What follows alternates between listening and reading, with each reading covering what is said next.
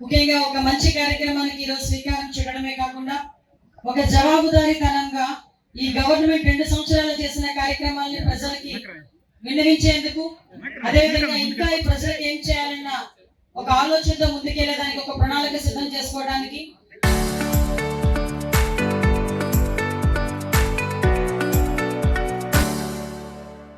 గౌరవ ముఖ్యమంత్రి గారు నారా చంద్రబాబు నాయుడు గారి ఆధ్వర్యంలో, మన డిప్యూటీ సీఎం పవన్ కళ్యాణ్ గారి ఆధ్వర్యంలో, మన మోడీ గారు 12 సంవత్సరాల పాలనకి నిదర్శనంగా ఈ రోజు ఒక కార్యక్రమానికి శ్రీకారం చుట్టుకోవడమే కాకుండా ప్రతి ఒక్క నియోజకవర్గంలోని కూడా ఈ కార్యక్రమాలు చేసి ప్రజలకి మనం ఏం చేశామనేది చెప్పాలి, ప్రజల్లో ఒక నమ్మకాన్ని క్రియేట్ చేయాలి, రాబోయే 3 సంవత్సరాల్లో ఏం చేయగలమన్న నమ్మకాన్ని కూడా క్రియేట్ చేయాలని ఒక మంచి ఉద్దేశంతో పెట్టిన ఈ ప్రోగ్రామ్ కి సభాధ్యక్షత వహించి ఈ కార్యక్రమాన్ని దిగ్విజయంగా జరిపించేందుకు ముందుకొచ్చిన మా జిల్లా కలెక్టర్ గారికి ప్రత్యేకంగా నేను ధన్యవాదాలు, నమస్కారాలు తెలియజేసుకుంటున్నా.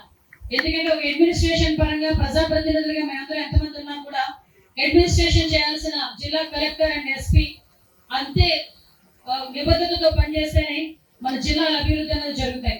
ఆ నిబద్ధతలో భాగంగా పనిచేస్తున్న మా కలెక్టర్ గారికి, అదేవిధంగా మా ఎస్పీ గారు ఈ రోజు మనకి డ్రగ్స్ థీమ్ మనకి ఇచ్చారండి అని చెప్పిన తర్వాత ఎక్కడైనా నేను మిస్ అవుతానేమో ఈ ప్రోగ్రామ్ కి అనుకున్నా.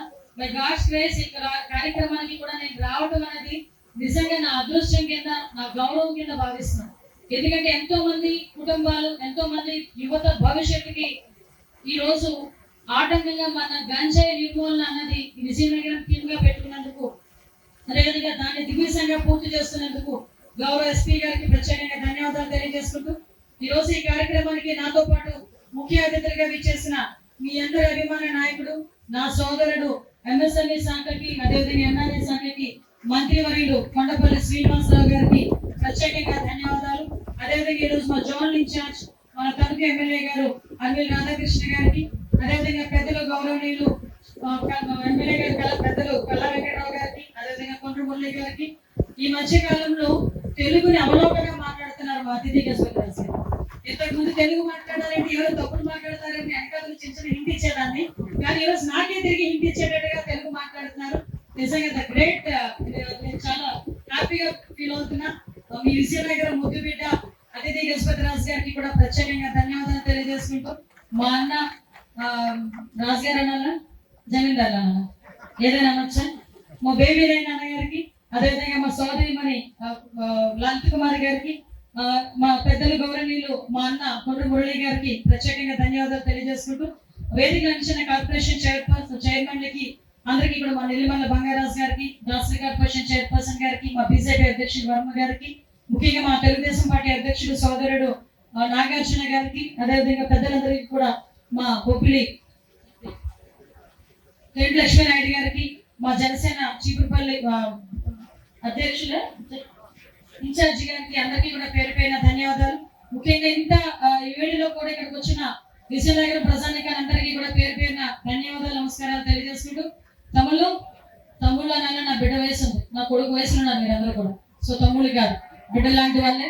అందరికీ కూడా మరొకసారి నేను ధన్యవాదాలు తెలియజేసుకోవాలి. అమ్మ 2 సంవత్సరాలు ఇది విజయనగరం గడ్డ తాలూకు చరిత్ర. నేను ఎందుకంటే ఇది మీరందరూ కూడా తెలుసుకోవాలి, ఇక్కడున్న ప్రతి మహిళ తెలుసుకోవాలి, ప్రతి ఒక్కరు తెలుసుకోవాలి. ముఖ్యంగా రాబోయే భవిత ఈ యువతది, ఆ యువత కూడా తెలుసుకోవాల్సిన అవసరం ఉంది. విజయనగరం జిల్లా, శ్రీకాకుళం జిల్లా అంటే వెనుకబడిన జిల్లాలని చాలా మంది మాట్లాడతారు, చాలా మంది రీల్స్ కూడా చేస్తారు. కానీ అదే వెనుకబడిన జిల్లాలో అనుకున్న విజయనగరం కానీ శ్రీకాకుళం, విశాఖపట్నం జిల్లాలు ఈ రోజు వెనుకబడిన జిల్లాలు కాదు, వెనకుండి నడిపించే జిల్లాలుగా ఈ రోజు తీర్చిదిద్దే క్రమంలో ఈ రోజు మనందరం ఉండబోతున్నామని చెప్పడానికి ఈ 2 ఏళ్ల పరిపాలన ఒక నిదర్శనం కాబోతుంది. ఎందుకంటే ఈ రోజు మీ అందరూ చూశారు, భోగాపురం ఎయిర్పోర్ట్ ఎప్పుడో మనం స్టార్ట్ చేసుకున్నాం, కానీ ఈ రోజుకి కూడా కార్యరూపం దాల్చలే. కానీ ఈ రోజు మన ఎన్డీఏ కూటమి గవర్నమెంట్ వచ్చిన తర్వాత ఇంకొక నెల రోజుల్లో మన గౌరవ ప్రధానమంత్రి గారు ఇక్కడికి వచ్చి అది కూడా ఓపెన్ చేసుకునే పరిస్థితి. ఎన్నో పరిశ్రమలు, రియలెన్స్ డేటా సెంటర్ ఈ రోజు అలాంటివే కాకుండా ఎన్నో పరిశ్రమలు ఈ రోజు రావటం, ముఖ్యంగా ఉత్తరాంధ్రకి గూగుల్ లాంటి సంస్థల దగ్గర నుంచి ఆర్సీఆర్ మిట్టల్ లాంటి స్టీల్ ఫ్యాక్టరీ వరకు ఈ రోజు ఉద్యోగ అవకాశాలే ధ్యేయంగా పెట్టుకుని ఈ రోజు గవర్నమెంట్ పనిచేస్తుంది. దాంతో పాటు సంక్షేమము, అదేవిధంగా అభివృద్ధి. ఇందాకే గౌరవ కలెక్టర్ గారు మనకు ఒక నివేదిక కూడా ఇచ్చున్నారు. ముఖ్యంగా మన విజయనగరంలో లాస్ట్ టైం వరకు కూడా మన జీడిపి చూస్తే 37,143 కోట్ల నుంచి ఈ 2 సంవత్సరాల కాలంలో 45,180 కోట్లకి పెరిగిందంటే తలసరి ఆదాయం ఇక్కడ చదువుకునే పిల్లలు చాలా మంది ఉన్నారు. 1,61,000 నుంచి ఈ రోజు 1,95,000కి పెరగడం అనేది ఇదేదో కాగితాల్లో నేను చెప్తున్నది కాదు, గణాంకాలు చాలా క్లియర్ గా చెప్తున్న సందర్భాన్ని కూడా ఈ రోజు మీ అందరికీ కూడా తెలియజేయాలి.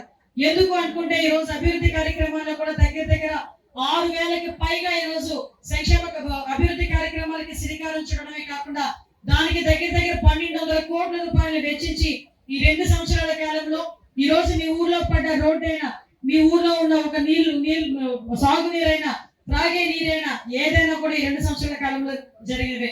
ఒకసారి మీ అందరూ కూడా ఆలోచన చేసుకోవాలి. ఈ రోజు మన ఇంటి ముందు చూస్తే రోడ్డు పడుతుంది, మన కాలనీలో చూస్తే తాగేదానికి నీళ్లు వస్తున్నాయి, ఈ రోజు మన సాగునీరు దగ్గరికి వస్తే మన పంట పొలానికి నీళ్లు వచ్చే కార్యక్రమాలు జరుగుతున్నాయి.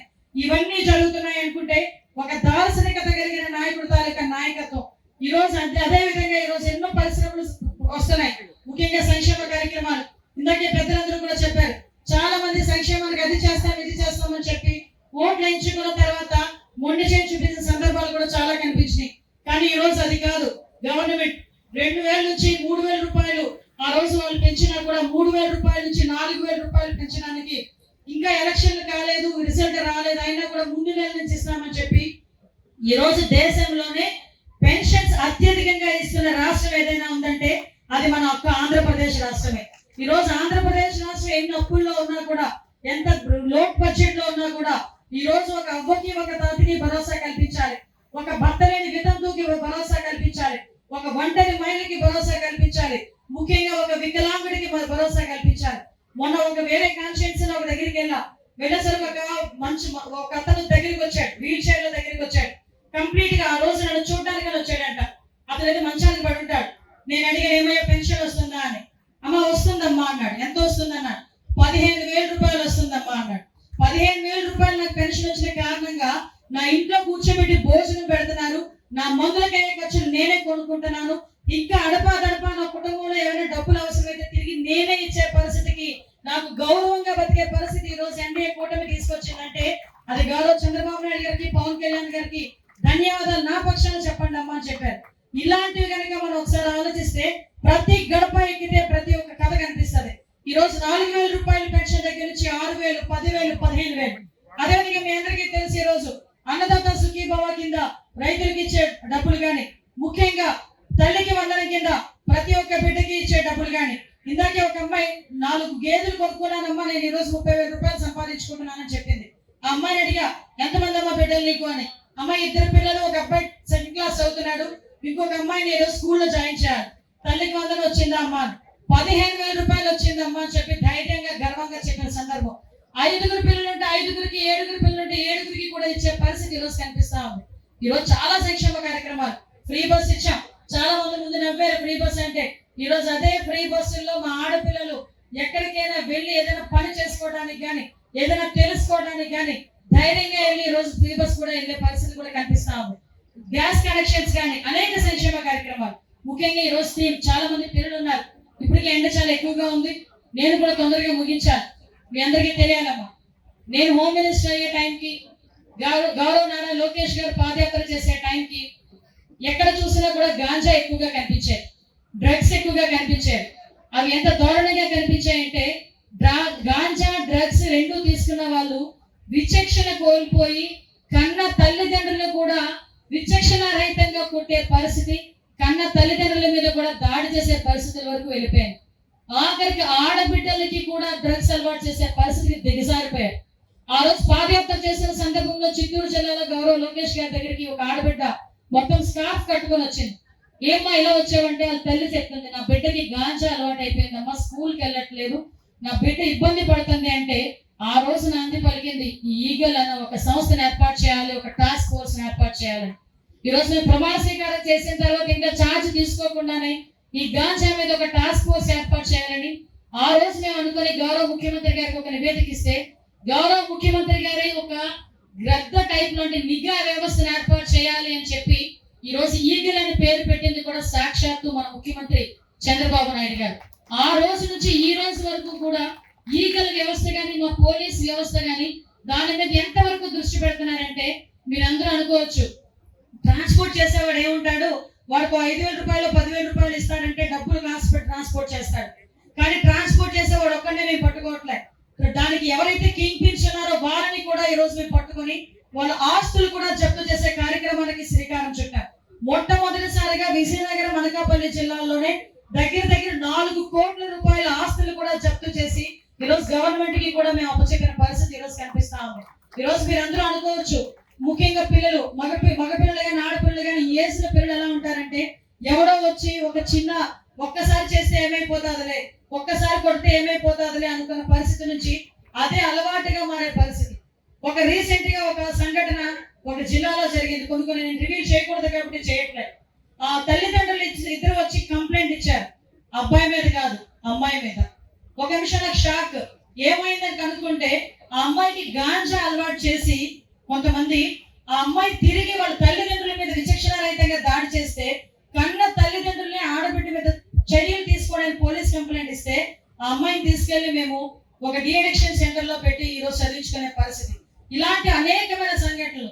ఎంతో బాగా చదువుకునే పిల్లలు కూడా చిన్న క్షణికావేశానికి బలైపోయి ఈరోజు జీవితాలు నాశనం చేసుకున్న సందర్భం. నేను మొన్న ఒక ప్రిజన్ వెళ్ళి విజిట్ చేసి వచ్చా. ఒక అబ్బాయి చాలా మంచిగా ఉన్నాడు. ఏంది నువ్వేం చేసావు అన్న. నువ్వేం చేసావంటే అబ్బాయి నెమ్మదిగా బురదించుకున్నాడు.